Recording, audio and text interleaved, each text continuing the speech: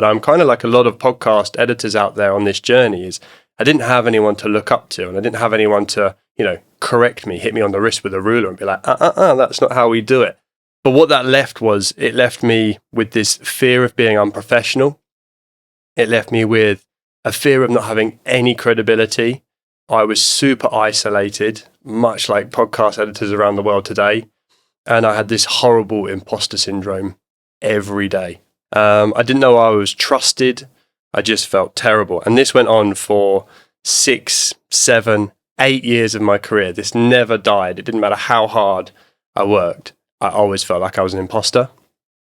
The first thing I did to solve this was I realized that the way I feel is not controlled by anyone else. Even if I did do a bad job, right, and someone told me it wasn't good enough, that was only their perspective. And all the anxiousness that I was feeling, I needed to address that. So I went out of my way and I looked at changing my mindset, changing my approach to things. And I had to give myself a more holistic look at the end of the day. It didn't matter too much. It does, there's money and stuff. But at the end of the day, it just didn't matter. It was a TV show, it was a podcast, it was a radio show. If it all went horribly wrong, no one would die. We could get around it. So we take that context and we take the drama out of the situation. And that had to be married with an attitude of, I need to get 1% better every time I do this, every day, and I need to treat myself better. So that was the first thing I had to hunker down and sort of like, right, I'm the only one, I'm the variable in these situations that doesn't change. So I am the only variable that can change because I'm the consistent.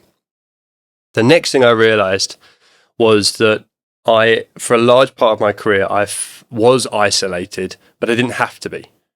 It's only since I've left formal television, sort of 2016, I joined Vice. 2014, I went freelance. It was only in 2014 that I realized that I needed to be part of communities. I needed to talk to people. I needed to find some discourse out there to know whether I was on the right track, what people were doing, what the industry looked like. I needed to learn to collaborate more. I needed to find video editors to get work. I needed to find creators launching podcasts to get work. So that was the second thing I had to do, was I had to really invest in people and putting myself in positions to collaborate and not compete. This is a large part of that, is the imposter syndrome leaves you feeling like you're in a rat race with everyone around you. And actually, if you collaborate with people, that competition just dies. You share the load. The third thing I changed about myself was I went out of my way to understand the entire process of content creation, from idea to ear with podcasting, all of the different job roles. And what this gave me an opportunity to do was understand what the clients had been through before they get to me. Audio's the last stage of things, audio editing or mixing, right?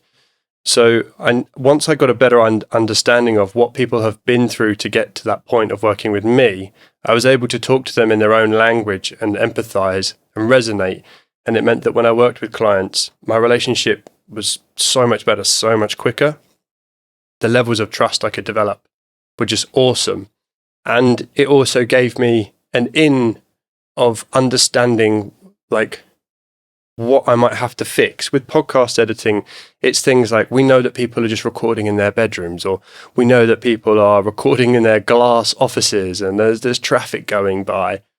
And if I'm an editor and I just go back and go, this sounds terrible, this is awful, in the end I'm going to stop that podcast creator just creating because they don't feel they're good enough. And that's a real problem, that I found myself being negative towards the content I was working on because I, in my head, felt it could be better. And I wasn't analyzing the process and understanding how far has this thing come to get to me. And it's my job to enhance, not to hinder. And then the fourth part of this puzzle was experience, right? I should feel terrible in year 1, year 2, year 3, because I was so inexperienced. I didn't have the chops. There was no point pretending. It's a bit like coming out of university with an economics degree and just thinking you can bowl in as CFO of a major bank. Like, you can't. You've got no experience, and that's okay. Like, you can't You can't just expect to know everything. You have to get your fingers burnt. You have to learn when things crash. You have to learn what software is going to do to you. Like, never update your Mac OS in the middle of a project.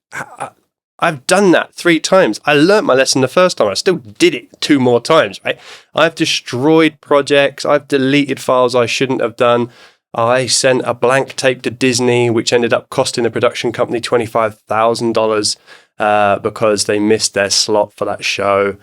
I've made all the mistakes, but I had to make those mistakes to be calm under pressure later down the line when I worked with bigger clients or more stuff that has more jeopardy or more deliverables.